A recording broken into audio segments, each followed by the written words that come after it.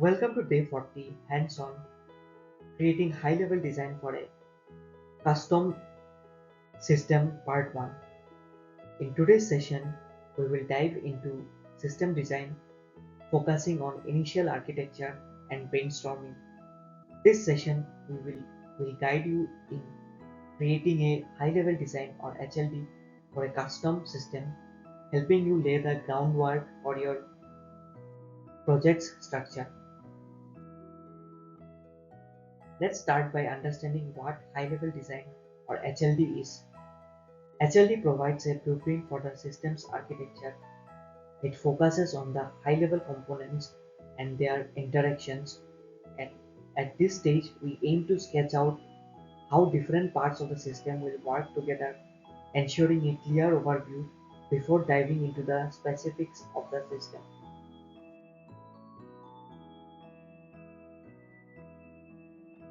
HLD includes several crucial elements. First, we have the architectural overview, which outlines the main components and their interactions.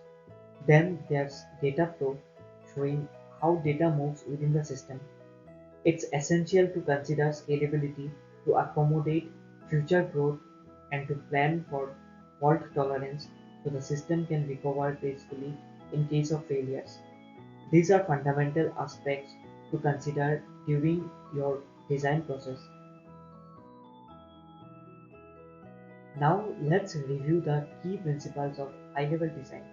It's important to keep the design simple and modular, breaking the system down into manageable components. Focus on what the user needs, ensuring the design meets those functional requirements. Lastly, clear communication is vital.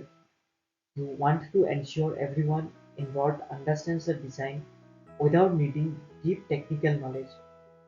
Keep it straightforward and easy to interpret. In this hands-on session, you will start by selecting a custom system to design. We will have a brainstorming session where participants can choose for various systems. Some examples could be an e-learning platform, a food delivery system, a fitness tracking app, or even a real-time chat application. The key here is selecting something that you are passionate about and that offers interesting challenges. As you select your system, there are some important factors to consider. First understand the system's purpose. What are you trying to achieve with this design? Next, think about the functional and non-functional requirements. What features does the system need and what performance expectations do you have? Finally, identify any challenges. What unique issues might arise during the system's operation? These are all essentials to keep in mind as you move forward. After brainstorming, you will need to finalize the system you will be designing. This is a collaborative decision. Once the system is chosen, it's crucial to document the key requirements. This documentation will serve as the foundation for our design, ensuring everyone understands the scope and goals of the project.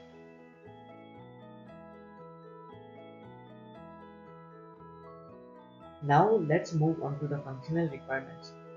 This describes the features the system must provide.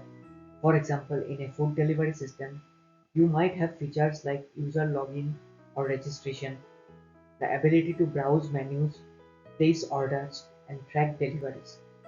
Functional requirements define what the system will do and should be clearly outlined at this stage.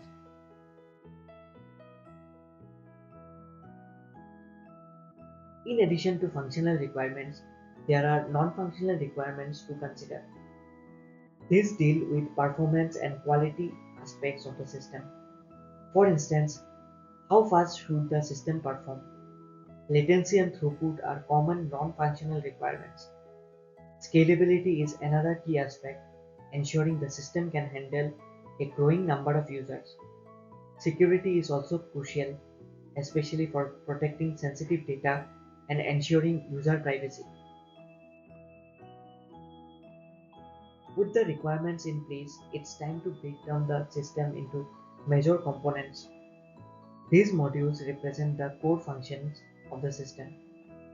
For example, in a real-time chat application, the major components could be the front end, chat interface, the back end, which handles authentication, message storage and delivery, and the database where user data and chat history are stored. You may also need a real-time communication system such as WebSocket to manage live messages. Let's start crafting the initial high-level design. Begin by mapping out the architecture, which includes the system components and their interactions. You will need to sketch out how the pieces of the system connect and communicate with each other. At this stage, it's important to keep things high level and focus on structure rather than details. In the second part of drafting your HLD, create a data flow diagram to visualize how information will move through the system. This helps clarify the processes and ensures that you have covered the core aspects of the system's behavior. Additionally, think about scalability and fault tolerance. How will the system adapt to increased usage or recover from failures? These factors are crucial to ensuring your design will perform reliably under varying conditions. Once you have your draft, it's time for a collaborative discussion. Present your initial design to the group and receive feedback. Pay attention to comments on clarity, completeness, scalability, and performance. The feedback will help refine your HLD, ensuring it's robust and well thought out. After receiving feedback, focus on a few key areas for improvement. First, ensure that your architecture is clearly communicated. It should be easy for anyone to understand. Second, address any scalability or fault tolerance concern. These are critical for ensuring the system can handle growth and recover from potential issues. Lastly, refine your technology choices, ensuring they align with the system's needs and constraints.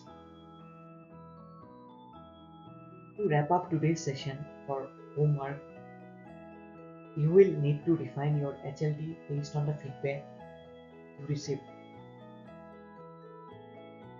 Pay close attention to scalability, fault tolerance, and data flow. Use the feedback to strengthen your design and be prepared to present your finalized architecture in day 41.